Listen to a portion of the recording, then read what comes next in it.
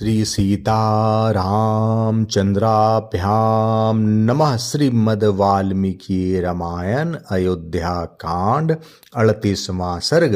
राजा दशरथ का सीता को वल्कल धारण कराना अनुचित बताकर कैकेयी को फटकारना और श्री राम का उनसे कौशल्या पर कृपा दृष्टि रखने के लिए अनुरोध करना।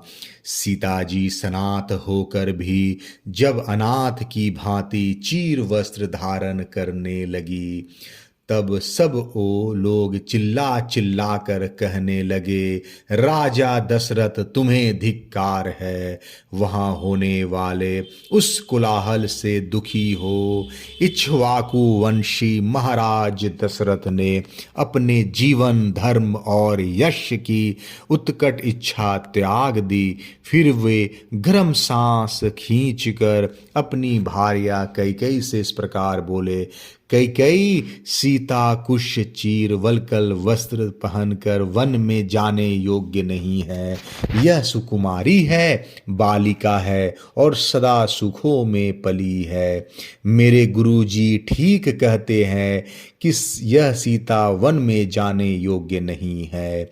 राजाओं में श्रेष्ठ जनक की यह तपस्विनी पुत्री क्या किसी का भी कुछ बिगाड़ती है, जो इस प्रकार जन समुदाय के बीच किसी किन कर्तव्य विमूढ़ भिक्षुक की समान चीर धारण करके खड़ी है।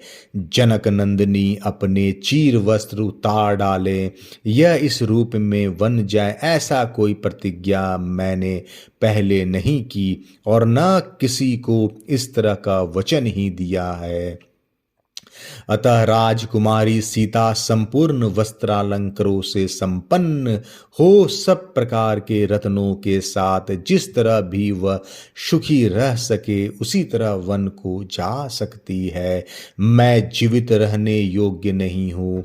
मैंने तेरे वचनों में बंध कर एक तो यूं ही नियम शपथ पूर्वक बड़ी क्रूर प्रतिज्ञा कर डाली, दूसरे तूने अपने नादानी के कारण सीता को इस तरह चीर पहनाना प्रारंभ कर दिया जिस प्रकार बांस के का फूल उसी को सुखा डालता है, उसी प्रकार मेरी की हुई प्रतिज्ञा मुझी को भस्म किए डालती है। नीच पापनी, यदि श्री राम ने तेरा कोई अपराध किया है तो उन्हें तो तू वनवास दे ही चुकी।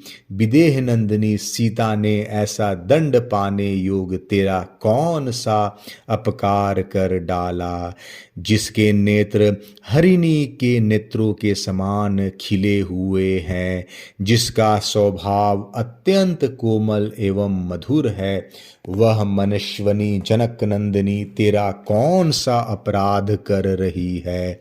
पापनी, तूने श्री राम को वनवास देकर ही पूरा पाप कमा लिया है। अब सीता को भी वन में भेजने और वल्कल पहनाने आदि का अत्यंत दुखद कार्य करके फिर तू इतने पातक किस लिए बटोर रही है।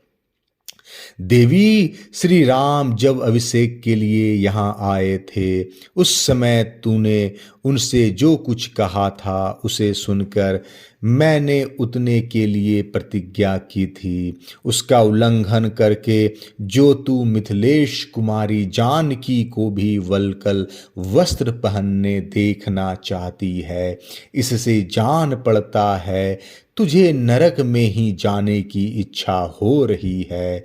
राजा दशरथ सिर नीचा किए बैठे हुए जब इस प्रकार कह रहे थे उस समय वन की ओर जाते हुए श्री राम ने पिता से इस प्रकार कहा, धर्मात्मन, ये मेरी यशस्विनी माता कौशल्या अब वृद्ध हो चली है। इनका स्वभाव बहुत ही उच्च और उदार है। देव, यह कभी आपकी निंदा नहीं करती है। इन्होंने पहले कभी ऐसा भारी संकट नहीं देखा होगा। वरदायक नरेश, ये मेरे न रहने से शोक के समुद्र में डूब जाएंगी। अतः आप सदा इनका अधिक सम्मान करते रहें। आप पूज्यतम पति से सम्मानित हो।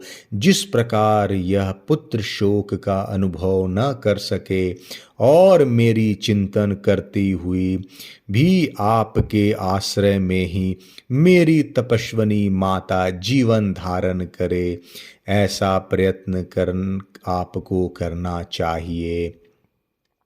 इंद्र के समान तेजस्वी महाराज ये निरंतर अपने बिछड़े हुए बेटे को देखने के लिए उत्सुक रहेंगी। कहीं ऐसा न हो मेरे वन में रहते समय ये शोक से कातर हो अपने प्राणों को त्याग करके यमलोक को चली जाएं। अतः आप मेरी माता को सदा ऐसी ही परिस्थिति में रखें जिससे उक्त आशंकाएं के लिए अवकाश न रह जाए। अयोध्या कांड 38वां सर्ग समाप्त। जय श्री राम।